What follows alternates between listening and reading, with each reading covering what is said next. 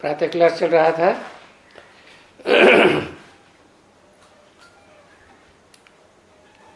25/8/67 शुक्रवार को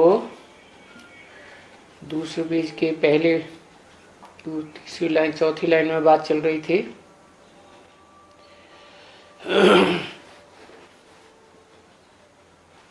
जो गोद का बच्चा होगा प्रिंस, वो कोई ताज थोड़ी पहनेगा। फिर बिगर ताज भी तो उनको राजकुमारी कहेंगे ना। है जिम्मेवारी का ताज शूटिंग पीरियड में, और पवित्रता का ताज। तो बाप बैठकर समझाते हैं कि ये है जरूर बैकुंठ का शहजादा।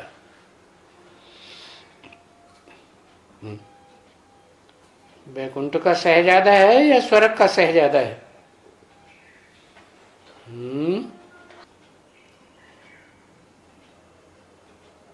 बताओ।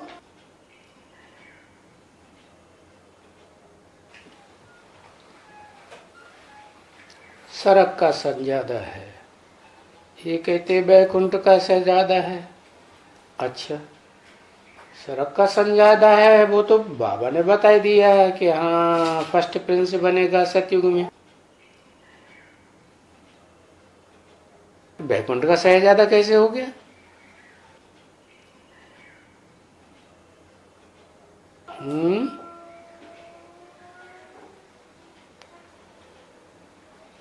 बैकुंठ में शहजादा कैसे बन गया?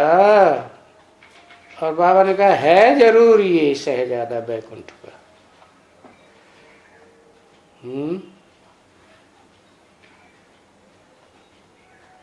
बैकुंठ संगम से ये थोड़े पूछा बैकुंठ कब से, इसका कारण पूछा कि वो शहजादा बैकुंठ का कैसे है।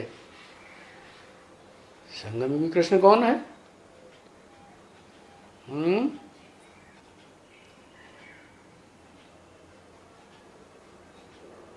संगम में कृष्ण ही बैकुंठ का महाराजा है। उसका पार्ट क्या है संगम में? माता जी थी कहती आदि नारायण है बैकुंठ का शहजादा।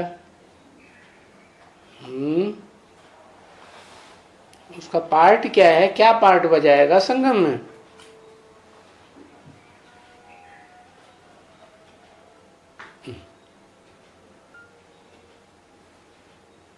निराकारी पार्ट बजाएगा। उसका निराकारी है साकारी कैसे पता चलेगा?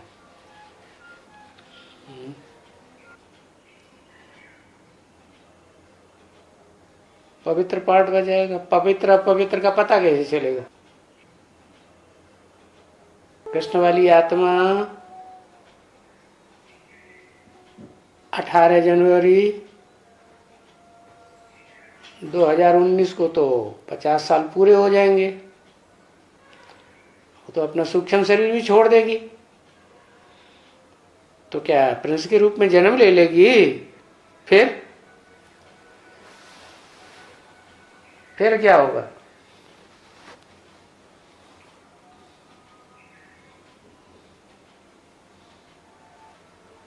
बाप समान बन जाएगी। वाह भाई, बाप समान बन जाएगी माना, बाप समान बन जाएगी माने प्रजापिता बन जाएगी। अरे प्रजापिता नहीं बन जाएगी?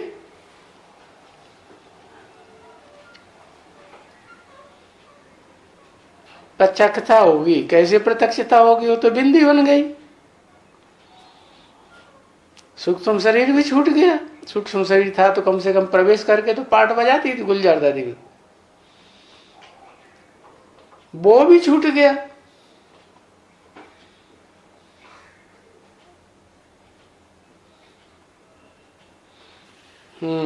चलो, बच्चे के द्वारा बाप की प्रत्यक्षता। बच्चा बनेगी वो कैसे? बच्चा तो सतयुग में बनेगा। अरे बाबा को तो पहले ब्रह्मा वाली आत्मा बैकुंठ वाली पहचाने की क्या नाम, जो सतयुग में यह बताया है, उनको राजकुमार कहेंगे, उनको कह के बताया।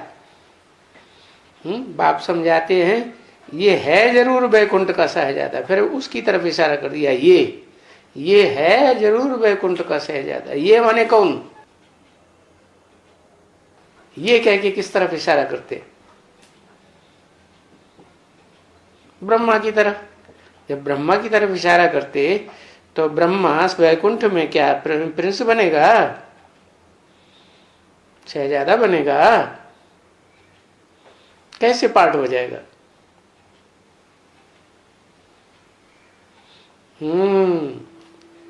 वो प्रजापिता वाली आत्मा में प्रवेश करके पार्ट बजाएगा ना, जिसे शंकर कहते हैं।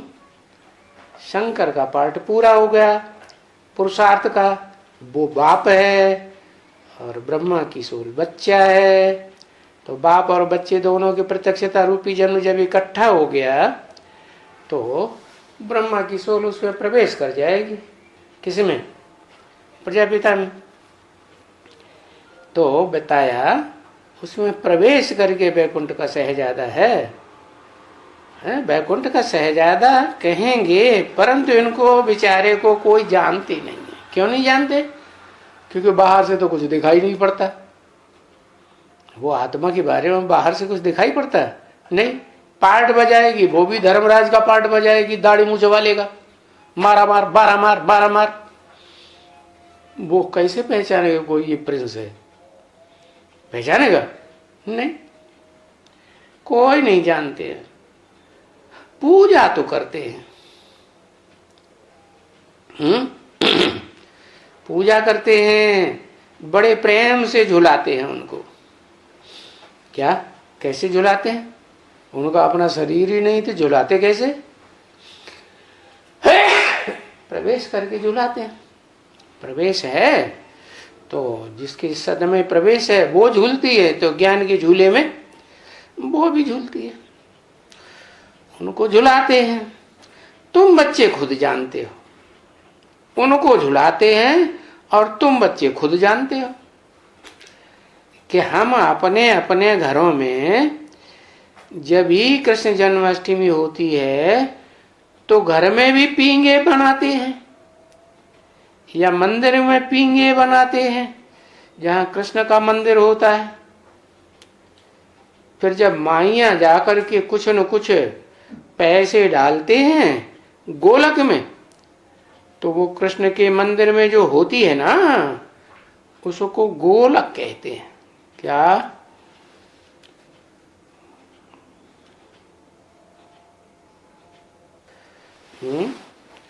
गोलक में क्या डाला जाता है? जो भी पैसा मिलता है वो डाला जाता है। तो वो गोलक कौन सी हुई?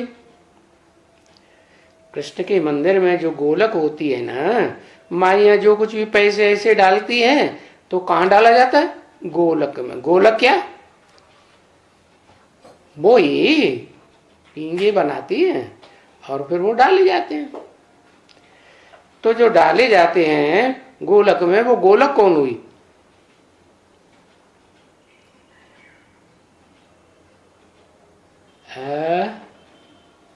शिव बाबा। वाह भाई, शिव बाबा हो गई गोलक। मिलेगी किसको पैसे? हो किसके पास डाले जाएंगे? प्रजापिता के पास। तो उसको गोलक कहते हैं। गोलक क्यों कहते हैं? तो गौ माने गौ, लक माने भाग्यशाली। कौन हुई? ऐसी गौ कौन सी है जो बहुत भाग्यशाली हो गई?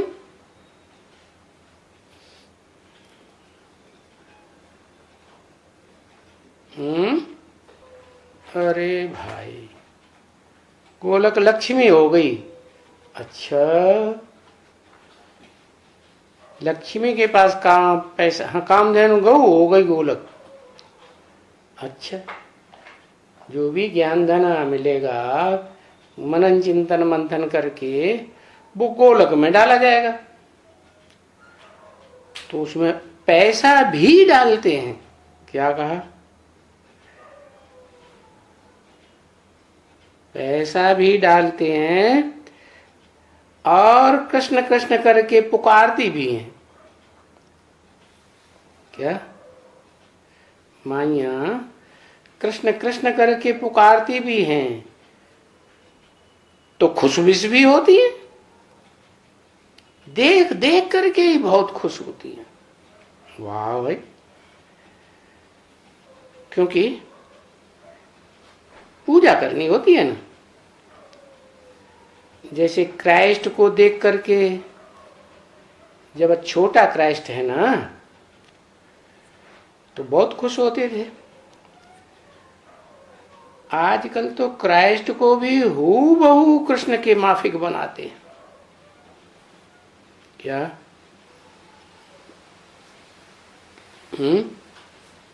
ये बताने की क्या जरूरत? क्राइस्ट को हूबहू कृष्ण के माफिक बनाते हैं। कौन से कृष्ण के माफिक बनाते हैं?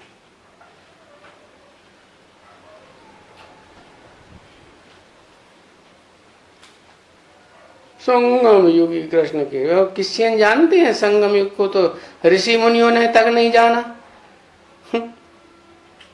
ऋषि मुनि सब बातें तो शास्त्रों में लिखी हैं संगम युग की, लेकिन ये नहीं जानते कि संगम युग कोई अलग से युग है।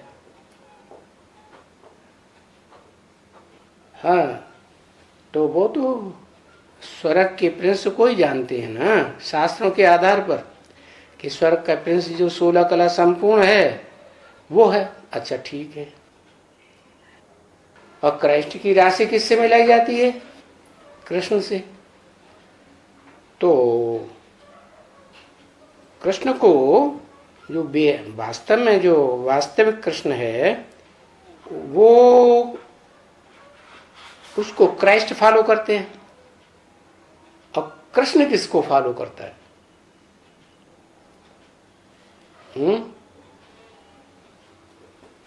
जो हूबहू वैसा ही बना देते हैं जैसा संगम में था। संगम में जिसमें प्रवेश किया वैसा था ना, तो जिसका शरीर है वो देखा जाता है, वो पहचाना जाता है। जिनका शरीर ही नहीं है तो पहचानते नहीं। लेकिन भक्ति मार्ग में जो भी कथा कहानियां शास्त्रों में लिखी हुई हैं वो कहाँ की यादगार है? कहाँ की? संगम युग की यादगार। तो उनको भी ताजबाज दे करके, ताज क्या, जिम्मेवारी का ताज दे देते हैं कि भाई संभालो विश्व की बादशाही। माँ के ऐसे गोद में दे देते हैं जैसे कृष्ण की माँ गोद में, यशोदा की गोद में दिखलाते हैं ना। कृष्ण की माँ कौन दिखाते हैं? यशोदा। देवकी को तो दिखाते नहीं, वो तो जेल में पड़ी हुई है, बंधन में है कि नहीं? बंधन में है। यशोदा की गोद में दिखाते हैं। चित्रों में ऐसा दिया हुआ है। अरे चित्रों में दिया हुआ है तो असलियत क्या है? अरे चित्र जो बने हैं वो चरित्र की यादगार नहीं है, है ना? चरित्र की यादगार। क्या चरित्र है? यशोदा का क्या चरित्र है? और लक्ष्मी का क्या चरित्र है? और वो क्या नाम, क्या इसका, काशी माँ का क्या चरित्र है?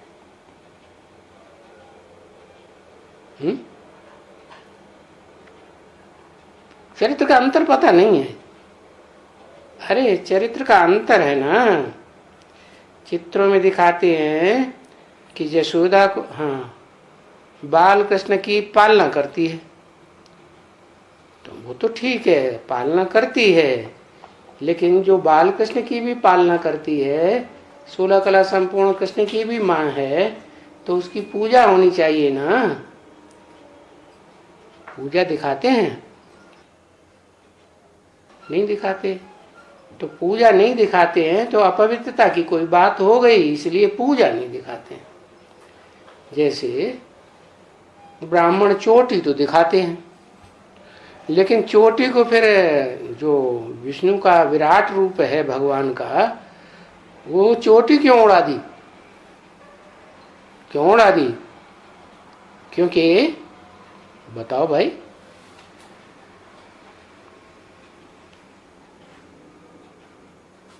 मस्तक को कहते हैं देवता समान अपवित्रता के कारण। वो तो प्रजापिता का पार्ट है ना, वो तो अंत तक बच्चों की सेवा में रहेगा, संग का रंग लगाता रहेगा सृष्टि का पूरा विनाश होने तक। तो सारी पवित्रता की बात आ जाती है पूजा की, इसलिए चोटी को नहीं दिखाते। तो आजकल इन क्राइस्ट के बाद डॉट डॉट डॉट, बाबा ने समझाया ना, क्राइस्ट और कृष्ण वो तो राशि तो एक है ना। क्राइस्ट में भी का, कृष्ण में भी का, राशि तो एक ही हो गई। तो वो लोग कॉपी करते हैं। कौन लोग? क्रिश्चियन लोग। क्रिश्चियन लोगों ने कॉपी किया कृष्ण से। कौन से कृष्ण को कॉपी किया? सतयुग के कृष्ण को, क्योंकि सतयुग के कृष्ण को ही ऋषि मुनियों ने जान लिया कि सतयुग का कृष्ण जो है वहीं तक बुद्धि उनकी पहुंची। लेकिन वास्तव में जाने अनजाने में उन्होंने जो कुछ भी शास्त्रों में लिखा है वो कहाँ की बातें लिखी हैं? संगम युग की लिखी हैं। तो वो लोग कॉपी करते हैं, जैसे कि कह के छोड़ दिया। जैसे कि, अरे कॉपी करती है तो किस, जैसे कि क्यों कहा?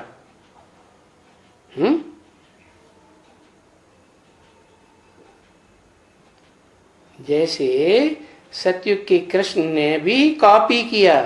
किससे कॉपी किया है? संगम युगी कृष्ण से। नहीं तो कहाँ कृष्ण का जन्म सतयुग के आदि में और संगम में, और कहाँ क्राइस्ट का जन्म द्वापर में, वो भी 500 साल के बाद। वो तो बहुत फर्क हो गया ना बच्चे। तो फर्क तो हो ही जाएगा। एक को एक कॉपी करे फिर उसको दूसरा कॉपी करे तो अंतर नहीं पड़ेगा। तो बाप ने समझाया ना, तो क्राइस्ट का जन्म कोई छोटेपन से नहीं हुआ है। क्या? छोटेपन से जन्म नहीं हुआ है। अरे सबका जन्म बच्चे के रूप में ही तो होता है, छोटेपन से, कि बुढ़ा होके पैदा होता है। फिर ऐसे क्यों कहा? बच्चे बन के पैदा हुआ। क्राइस्ट पैदा तो हुआ लेकिन छोटेपन में जन्म नहीं हुआ, ऐसे क्यों कहा? हाँ, क्योंकि ऊपर से आने वाली सोल क्राइस्ट की प्रवेश करती है। जिसमें प्रवेश करती है उसको नाम दिया बाबा ने क्राइस्ट, लेकिन वास्तव में उसका नाम तो जीसस होता है ना। क्राइस्ट ने जाकर के किस में प्रवेश किया? पूछा, क्योंकि बिख से तो पैदा हो न सके। क्यों? बिख से पैदा क्यों नहीं हो सकती क्राइस्ट की आत्मा? क्योंकि सत्य धाम से आती है, पवित्र धाम से आती है। जो पवित्र धाम परम धाम है आत्माओं का लोक, वहां तो पवित्र आत्माएं ही रहती है। अपवित्र तो अपवित्रता की तो कोई बात ही नहीं। 5 तत्व जो अपवित्र बनते हैं वो तो वहां होते ही नहीं। तो बिख से पैदा नहीं हो सकता, तो प्रवेश करता है। प्रवेश करके छोटेपन में प्रवेश किया है या बड़ेपन में प्रवेश किया है? बड़ा हो गया तब प्रवेश किया, तब दुनिया के सामने प्रत्यक्षता हुई। जब तक बच्चा था तब तक उसमें प्रत्यक्षता नहीं हुई कि कोई खास कोई धर्म पिता आया है। जैसे और भी कोई मिसाल है? जैसे विवेकानंद का नाम क्या था पहले?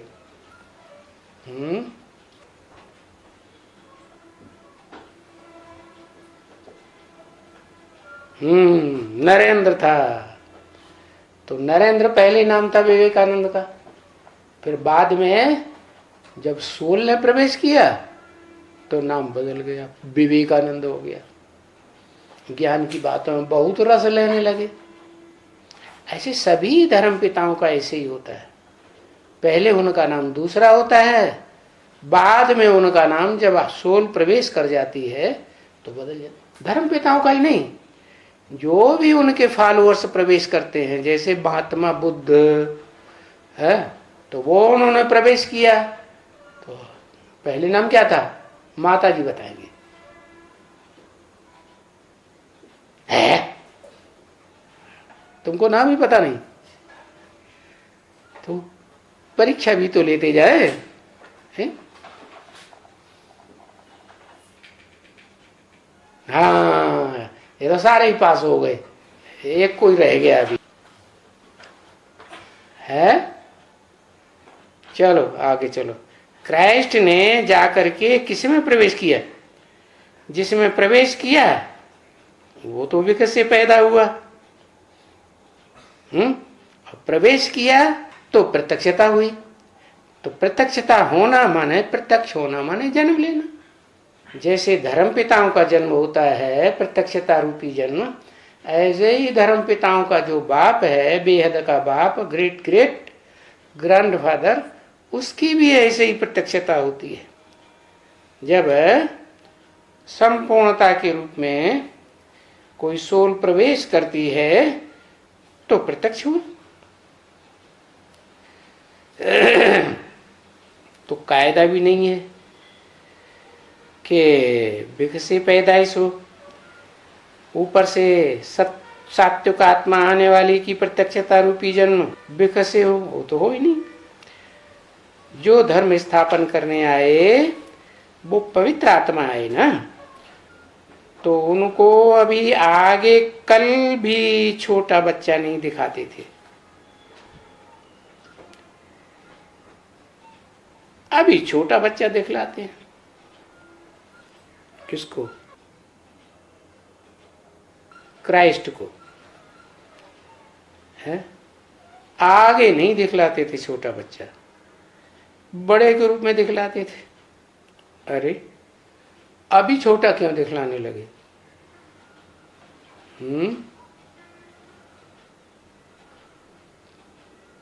क्योंकि अभी जिसको वो फॉलो करता है ना, वो आत्मा सात्विक बन रही है या नहीं बन रही है?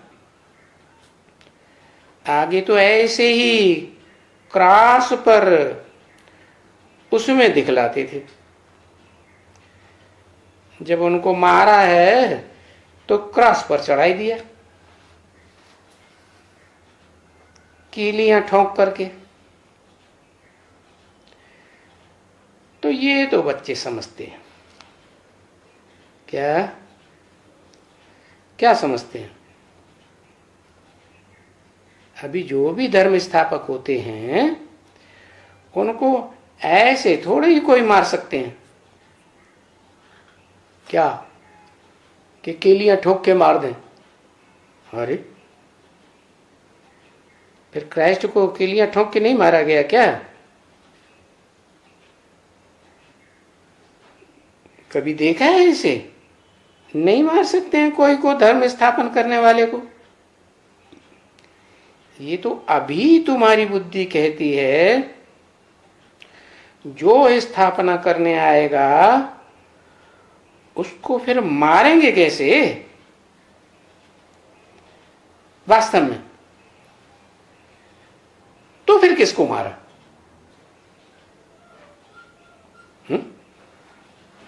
बताओ माता जी। हाँ, जीसस को मारा। हाँ, जीसस जिसका शरीर था ना, उसको मारा, आधार मूर्त आत्मा को। वो आधार मूर्त आत्मा वो ही होती है जो द्वापर युग में ऋषि मुनि थे और सतयुग त्रेता में नारायण बने थे। क्या यही सप्त ऋषि हैं जिनको गीता में विभूतियों के रूप में दिखाया गया है। विभूति माने विशेष, वि माने विशेष, भूति माने ऐश्वर्यशाली। बड़े बड़े राजाएं हैं ना, तो जिसमें प्रवेश किया उनको दुख दिया। माना क्राइस्ट की आत्मा ने आकर के प्रवेश किया जीसस में और उनको दुख दिया, कीलियां ठोक करके। यहां तो बाप ने समझाया ना, बच्ची जो पहले आते हैं सतो प्रधान में, उनको आने से ही उनको इतनी सजा। क्या जो सतो प्रधान में पहले आते हैं उनको आने से ही इतनी सजा। ये कौन सा कर्म है जिसके कारण उनको सजा मिली इतनी?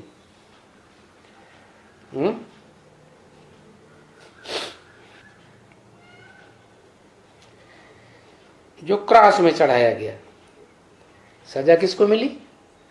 जीसस को।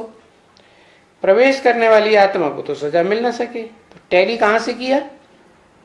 संगम युग में बाबा जो ये उदाहरण दे रहे हैं वो टैली करने के लिए दे रहे हैं ना, तो किससे टैली किया?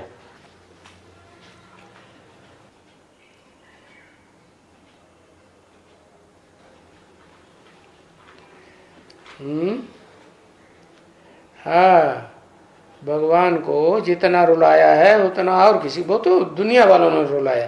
प्रवेश करने वाली आत्मा ने थोड़े ही रुलाया है। ये तो प्रत्यक्षता के समय की बात है ना, कि जो भी बच्चे पैदा होते हैं दुनिया में भी, द्वापर कलयुग में खास, क्योंकि नरक की दुनिया है, नरक की दुनिया में ही बाप प्रत्यक्ष होते हैं, तो हंसते हंसते पैदा होते हैं कि रोते रोते पैदा होते हैं। जब जन्म होता है ना, बच्चा जेल से बाहर आता है तो दिखाया उनको सजा इतनी मिली जो क्रॉस पर चढ़ाया गया। क्राइस्ट के लिए कहा जाता है ना, तो मनुष्य को इस बात की समझ नहीं है कि क्राइस्ट को सजा मिली या जिसमें प्रवेश किया उसको सजा मिली। तो किसको सजा मिली? जिसने प्रवेश किया उसको, जिसमें प्रवेश किया गया उसको सजा मिली। ये तो सभी वहां से आते हैं। कहां से? मुक्ति धाम से। मुक्त होके गए हैं कर्म बंधनों से, तो वहां कर्म बंधन कहां से आ गया? वहां पाप होता ही नहीं, पाप का नाम निशान नहीं, वो तो निष्पाप धाम है। क्या परम धाम कैसा धाम है? निष्पाप धाम क्यों कहा है? धाम इसलिए कहा कि वो रहने का घर है ना। किसके रहने का घर है? बाप और बच्चों के रहने का घर है, सभी आत्माओं के रहने का घर है। तो वहां आत्माओं का भी जो बाप है वो तो रहता ही है। ये भी बाप होते हैं, ऑफिस में काम करने जाएंगे या खेत में काम करने जाएंगे,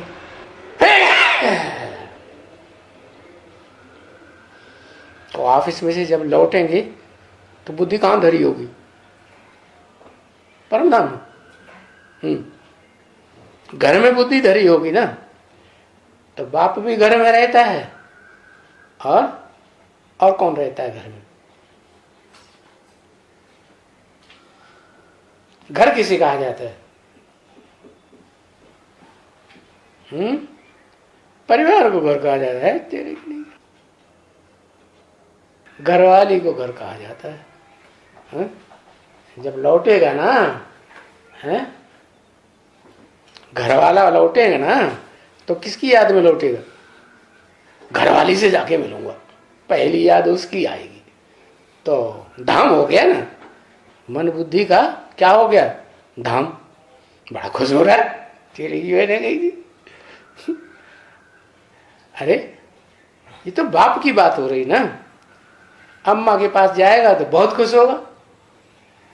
तो देखो घर कौन हुआ? ईंटों का है, घरवाली घर हो गई ना, क्योंकि आत्मा जो है मन बुद्धि वहां रखी हुई है। तो ऐसे ही जो भी बच्चा पैदा होता है वो पहले कहाँ रहता है? माँ के अंदर ही तो रहता है। क्या बच्चा कहाँ रहता है? माँ के पेट में ही रहता है ना। वो स्थूल बात हो गई। ये है कौन सी बात? बेहद की बात। यहाँ जिसमें प्रवेश करते हैं उसका नाम क्या रखा?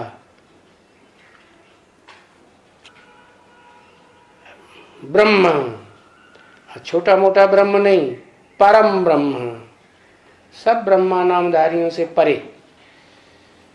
तो बाप की बुद्धि भी उसमें लटकी हुई है। कौन सी बाप की? सुप्रीम सोल बाप की बुद्धि लटकी हुई है। और जो बच्चा पैदा होता है विश्व का मालिक, दो बच्चे इकट्ठे होते हैं सतयुग में या अकेला पैदा होता है? तो यहां संगम में शूटिंग कैसे होगी?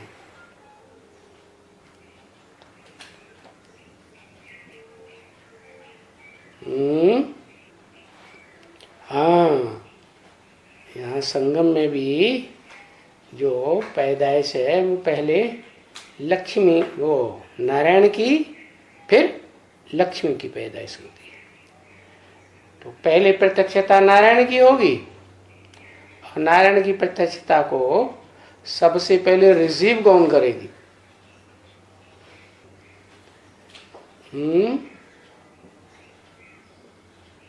लक्ष्मी रिसीव करेगी।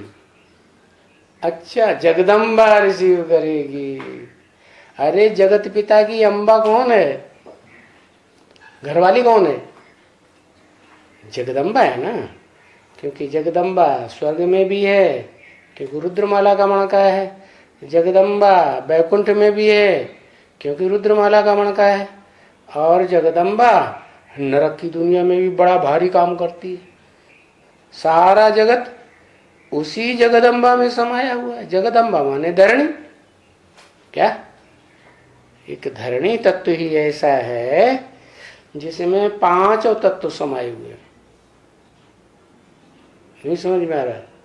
हाँ, पृथ्वी तो है ही, जल भी है, वायु भी है, आग भी भरी हुई है पृथ्वी के अंदर, बहुत ज्यादा भयंकर आग भरी हुई है।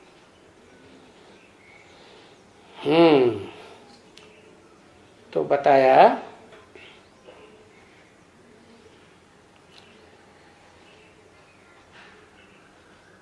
मनुष्यों की ये बात समझ में नहीं आती है कि क्रॉस पर किसको चढ़ाया गया? देहधारी को चढ़ाया गया। क्यों? क्यों चढ़ाया गया? ये तो सभी वहां से आते हैं, धर्म पिताएं परम धाम से, तो उनको कैसे चढ़ाया जाएगा? वो तो पवित्र आत्माएं हैं। फिर भी जिसमें प्रवेश किया है वो अनेक जन्म लेती हुई अपवित्र आत्माएं तामसी की ओर, तामस की ओर जाती है। तो उनकी कर्मातीत अवस्था देर में बनेगी। क्या? किसकी? किसकी? और वो कर्मातीत होकर के आई है ऊपर वाली। तो जो धर्म पिताएं हैं वो तो कर्मातीत हैं ही। एक जन्म में थोड़े ही इतने कर्म विकर्म बन जाते हैं जो सजा खाने लायक बन जाए तमो प्रधान थोड़ा ही बन जाएंगे एक जन्म। वो तो आधे जन्म व्यतीत करें तब कहीं रजो प्रधान बने, फिर पौना जन्म व्यतीत करें तब कहीं तमो प्रधान बने। तो कर्मातीत अवस्था में है, इसलिए उनको तो सजा नहीं मिल सकती। हाँ, जब प्रत्यक्षता होती है तो इस समय में सब चुकतू होता है, सबका हिसाब किताब चुकतू होता है। किस किस का है? जिसमें प्रवेश करते हैं उसका भी हिसाब किताब चुकतू होता है। जो प्रवेश करने वाली आत्मा है उसने भी कुछ प्रवेश करने के बाद कर्म बंधन बांधा होगा कि नहीं बांधा होगा? है, बांधा होगा ना। तो जो कर्म बंधन बांधा हुआ है उस कर्म बंधन बांधे हुए के मुताबिक उसको भी कुछ न कुछ तो संग का रंग लगा है ना, कुछ न कुछ लेस तो लगेगा ही। तो सबका हिसाब किताब अपना अपना है। हाँ, बाप आकर के सब पतितों को पावन बनाते हैं। क्या सब पतितों को माने? इस दुनिया में सब एक जैसे पतित हैं या नंबरवार पतित हैं?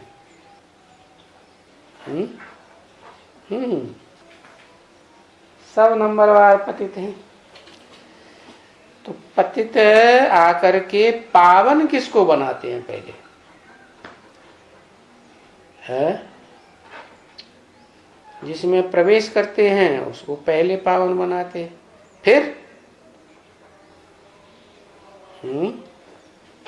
फिर उसके बाद कुछ गोल गोल नहीं समझ में आता।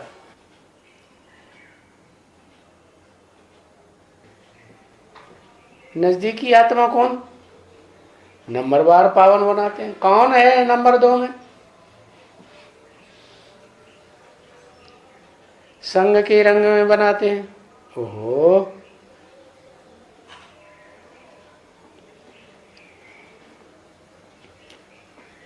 सब पतितों को पावन बनाते हैं। जगदम्बा पहले पतित है।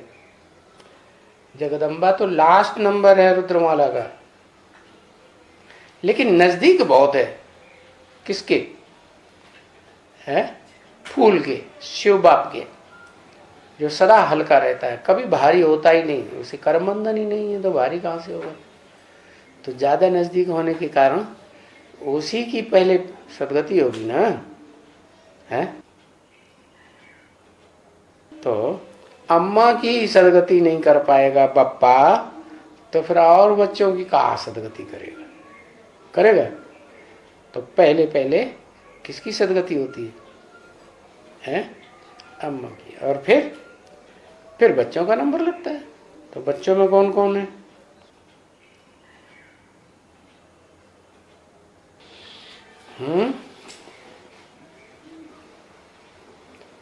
बच्चों में 8, तो जो 8 हैं वो तो रुद्रमाला के मणके।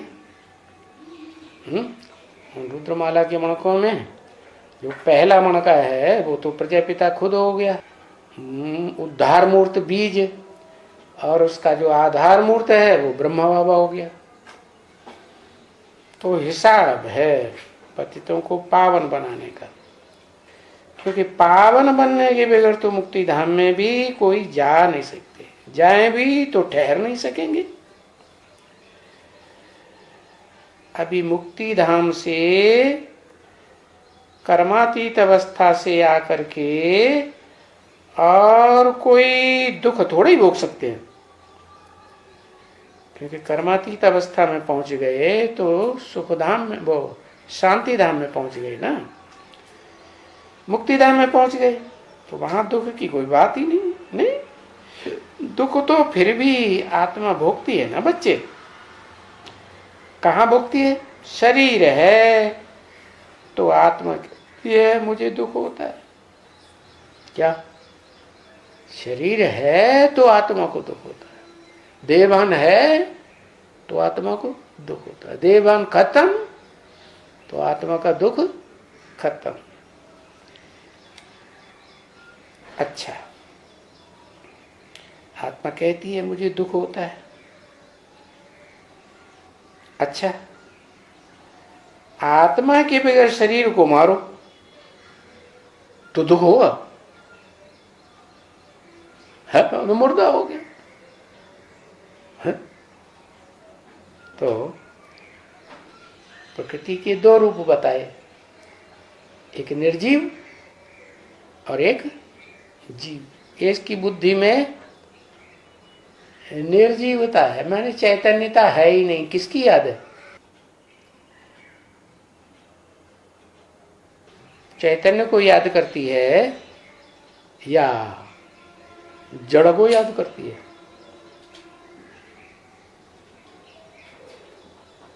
कौन कौन सा जड़ याद आता है? शरीरधारी को याद करती है। और शरीरधारी का नाम भी तो बताओ कौन से? शरीरधारी को माताएं ज्यादातर अपने बच्चे के शरीर को भी तो याद करती है।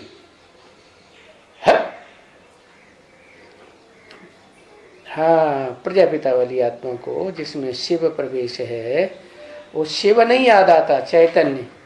क्या याद आता? पत्थर याद आता, जो है ही पत्थर बुद्धि। तो पत्थर बुद्धि हुई ना, जिसका संग करेगी वैसा ही रंग लगेगा। तो मुर्दे को मारो तो क्या चोट लगेगी? मुर्दे को तो कोई चोट नहीं, उसको तो सजा देना न सजा देना बराबर। तो शरीर को कुछ सजा लगती है तो शरीर को सजा भासती है तो बोलता है, डंडा लगता है, चमाट लगती है ना, सड़ों का लगता है। क्या पहले सोटियां होती थी राजाओं के पास, सोटा धार से मारा तो बड़ा दर्द होता। तो मुर्दा होगा तो कुछ भी नहीं बोलेगा, हिलेगा भी नहीं, बोलेगा भी नहीं, आंख खोल के लाल लाल आंखों से देखेगा भी नहीं, और बेभान होगा, जिंदा होगा, चैतन्यता होगी तो देखेगा, दुख होगा, बोल सके। मुर्दा तो नहीं बोलेगा ना, नहीं, आत्मा है तो बोलती है। तो जरूर दुख आत्मा को होता है, और कहते हैं मुझे दुख होता है, मुझे दर्द है। तो ये किसने कहा? किसने कहा? मुर्दे ने कहा या आत्मा ने कहा? आत्मा ने कहा। तो कोई है ना उसमें रहने वाला, घर में, शरीर रूपी घर में, उसने कहा कि मुझे दुख होता है। तो इससे सिद्ध होता है कि अगर परमात्मा अंदर आए तो परमात्मा थोड़े ही कहेंगे कि मुझे दुख होता है। परमात्मा कहेंगे मुझे दुख होता है? नहीं, ये भी नहीं कह सकते। कौन? अगर कोई कहे सब में परमात्मा विराजमान है, तो परमात्मा कैसे दुख भोगेगा?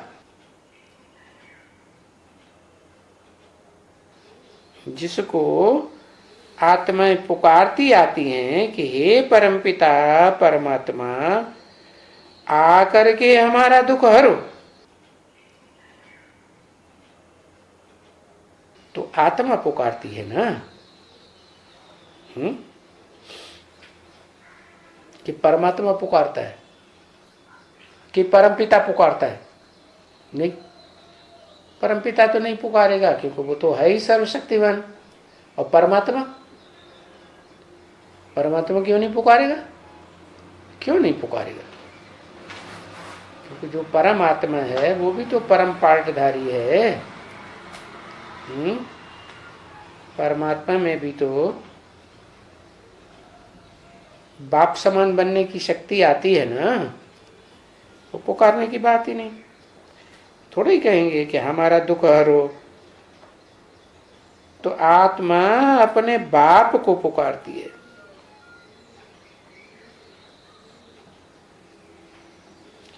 तो आत्मा कभी बाप को तो कहे कि हे फादर मेरा दुख हरो। क्या आत्मा कभी कभी क्यों लगा दिया है? आत्मा तो द्वापर युग से लेकर के कलयुग के अंत तक भूखी दुखी ही भोगती रहती है, तो कभी का क्या सवाल? माने कोई आत्मा ऐसी है द्वापर से लेके कलयुग के अंत तक वो देवान के नशे में रहती है क्या? जितना मेरे में देह अहंकार है उतना और किसी में हो नहीं सकता। कौन से में? जन्म जन्मांतर बहुत बड़े राजा रहे होंगे तो उनमें ज्यादा देहवान होगा कम होगा? बहुत देहवान। तो कभी बाप को तो कहे कि हे फादर मेरा दुख हरो। बड़े बड़े राजाएं होते हैं, हम किसी से कहते हैं मेरा दुख हरो है? वो दूसरों को सोटके लगाते हैं, फांसी पे चढ़ाते हैं कि किसी से कहते हैं कि मेरा दुख हरो, कहते हैं है? वो तो अहंकार में रहते हैं, मैं ये कर दूंगा मैं वो कर दूंगा, मैं सारी दुनिया का विनाश कर दूंगा। तो बड़ी पावर वाले हो गए ना कि छोटी पावर वाले हो? तो किसी को बुलाएंगे कहेंगे मेरा दुख हरो? नहीं। बाप को कहेंगे नहीं, परमात्मा को नहीं कहा, बाप को कहा। कौन से बाप को नहीं कहेंगे? शिव बाप को कभी पुकारेंगे नहीं कि मेरा दुख हरो। अपना दुख खुद ही प्रयास करके दूर करने की चेष्टा करेंगे। तो जिसने कभी पुकारा ही नहीं द्वापर कलयुग में, वो फिर मेरा दुख हरो या ऐसे कैसे कहेगा? हेट ही आएगी। ऐसा नहीं कह सकते, फिर कायदा ही नहीं है। ये जैसे कि ड्रामा में नूंद है जो बाप बैठ करके बच्चों को समझाते हैं। ये तुम बच्चों को समझाते हैं बच्चों कि कैसे आत्मा देवभान में आकर के मेरे को होते है तकलीफ ऐसे बोलती है। क्या? जब पत्थर में क्या, जैसे मुसलमान लोग कहते हैं ना, मुर्दों में प्राण फूंक दिया। मुर्दे जो गड़े हुए थे कब्रिस्तान में, उनमें फूंक मार दी, आत्माएं आ गई, रूह फूंक दी। रूह माने प्राण। कयामत के समय में तो जब प्राण होगा तभी तो चिल्लाएगा कि मेरा दुख हरो।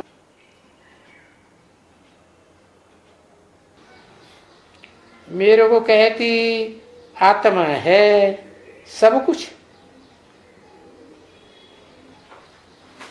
पुकारती भी आत्मा है। जड़ थोड़ा ही पुकारेगा। आत्मा पुकारती है कि मेरे को आकर के दुख हरो। क्या अभी तुम बच्चे जानते हो कि बरोबर बाप आया हुआ और वो दुख हरने के लिए युक्ति बताए रहे हैं।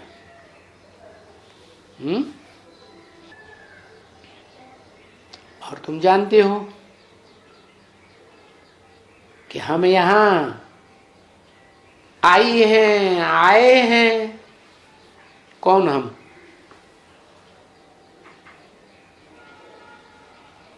है? कौन हम आए हैं? ऐसे तो बोलते नहीं बाबा कभी दोनों को। किसके लिए बोला? हम यहाँ आए हैं।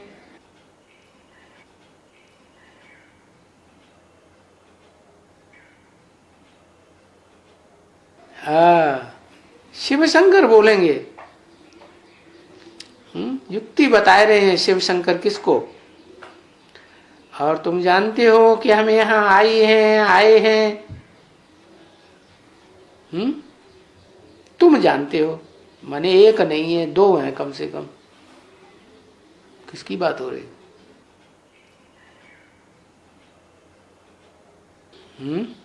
लक्ष्मी नारायण की बात हो रही है कि हम यहाँ आए हैं एवर प्योर बनने के लिए। यानी कौन आए हैं? आत्मा आई है। समझा ना? ओम शांति।